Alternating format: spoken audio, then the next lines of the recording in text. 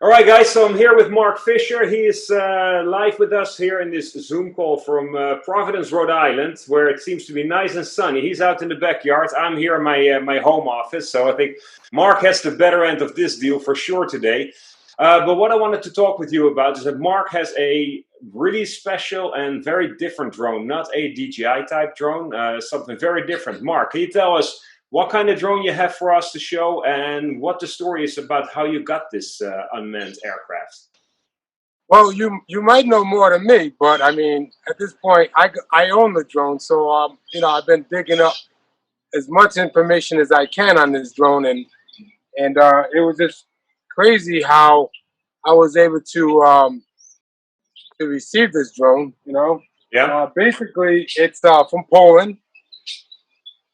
I'm not Polish, by the way, um, but there was very little bit of info, and whatever info I was able to dig up was not in English, and so I had to do a lot of Google translations yeah, on whatever I found. So, from what I understood, it's from Drone House is the one that designed this drone and built this drone.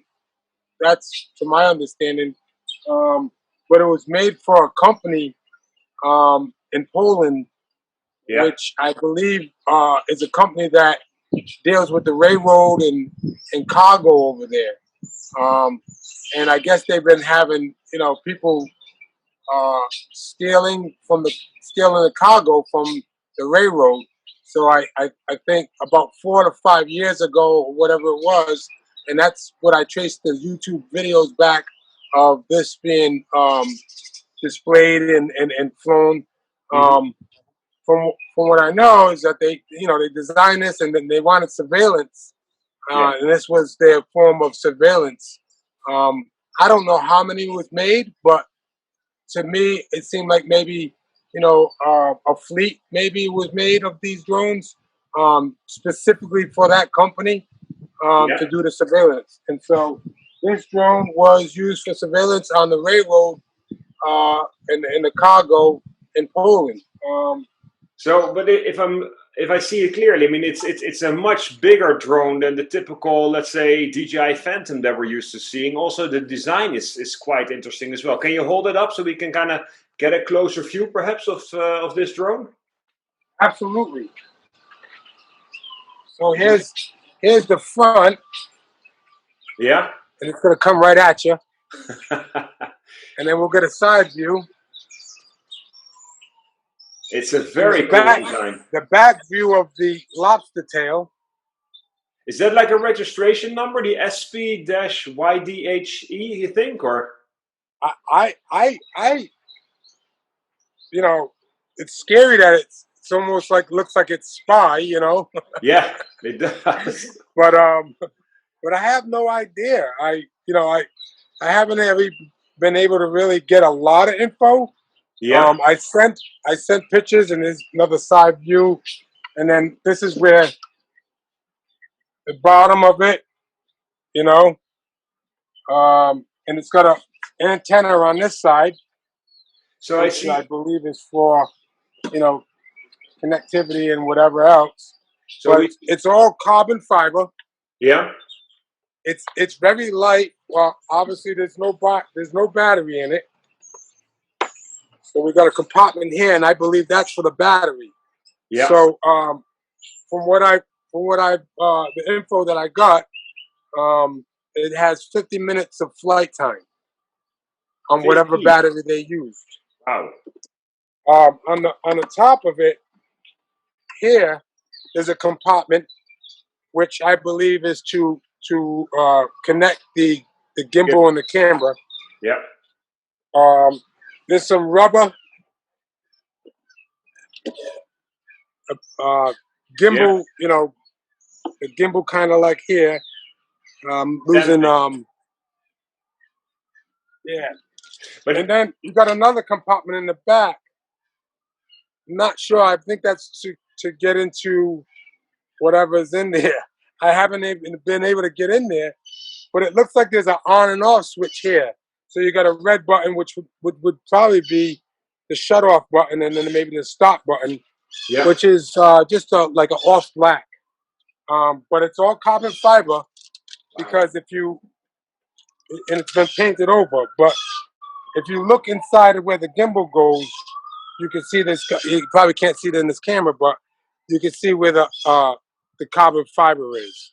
Yeah, And yeah. then the So, legs are all carbon fiber. If I'm going to try to turn that around, and mhm. you can see all that carbon fiber on the landing gear. So it's a pretty big Um, sized drone, but you're saying it's not very heavy because it's all carbon fiber. I mean, also the landing gear setup is quite interesting because it seems. sorry, I got there's an emergency. So if you hear, I live in a great neighborhood, man. It's always something action. There's always action. Always So I gotta something going always be on. ready to go up with a drone and see what's happening. The older I get, you know what I mean? Yeah, The yeah. more nosier I get. There you go. You launch a But drone to check out what's happening. Yeah, go ahead. yeah, Go ahead. exactly. So the props are carbon fiber also, and they're pretty massive. Yeah, With the ESCs are pretty massive also.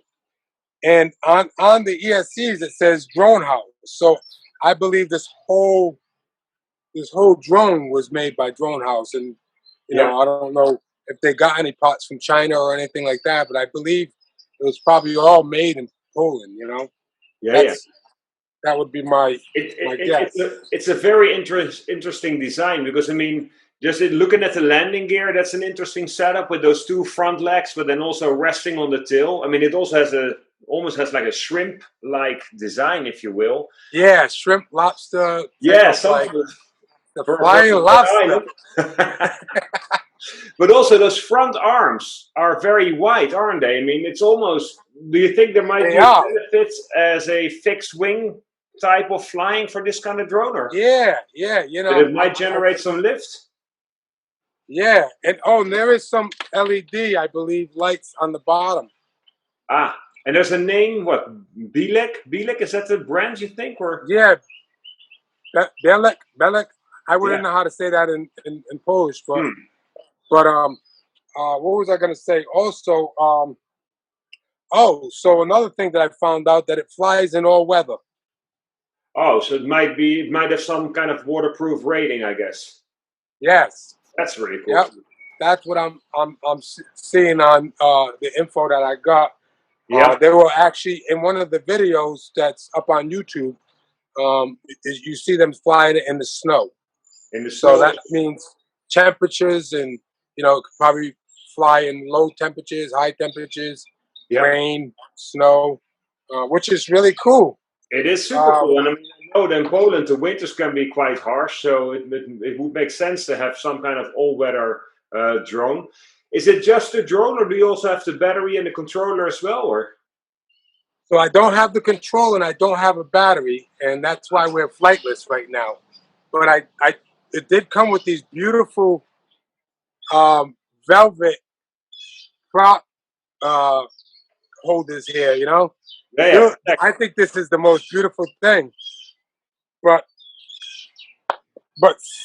and I'm just noticing this just right now, actually, because I was so interested in the drone that I didn't get to look at the logo on there. So that Yeah. might give me some more, info where I What can does it look up. say? And it says T motor carbon prop, but Yeah, www.rct Tigger yeah. motor.com or something like that. But we'll Oh, figure that out. I'm not that good at reading this stuff, especially if I'm without my glasses. But anyways, so and yeah, so that's more info. That's more digging into yeah. and getting and find out who that group is, because they obviously made these props for this Well, drone. and that's part of why we're making this video today. So you have the drone, obviously, but you don't have the controller, you don't have the battery. So we're really asking anybody who's watching this video if we can, if you know who made this drone, if we can get some spare parts to help us out, because we would love to get this drone back in the air and fly and see how it performs. But before we go there, there's a gimbal and a camera as well that you have, right? Yes, and this thing is fits in my hand, so it's pretty massive. Yeah. Um, it looks to me like it's working. It doesn't feel like it's been crashed or anything like that. I don't feel anything obstructing it from doing what it needs to do when it's mounted. Yeah. Yeah, so it looks pretty good. I mean, all around the gimbal area here, and this motor seems pretty evenly proportioned, you know, Yeah. as far as what you know. But yeah, it's But I there's don't know if where an SD card would go on this thing, or if they just did maybe from the controller itself.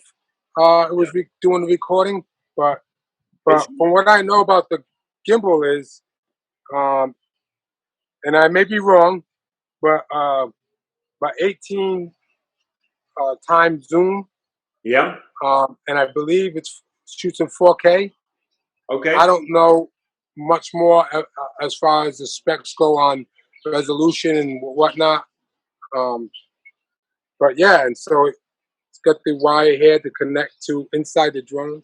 Once I get in that Like compartment, I could probably see that happens. it seems like a pretty hefty design, right? I mean, does it say anything on the lens in the front in terms of the aperture or the field of Nothing on the lens at all.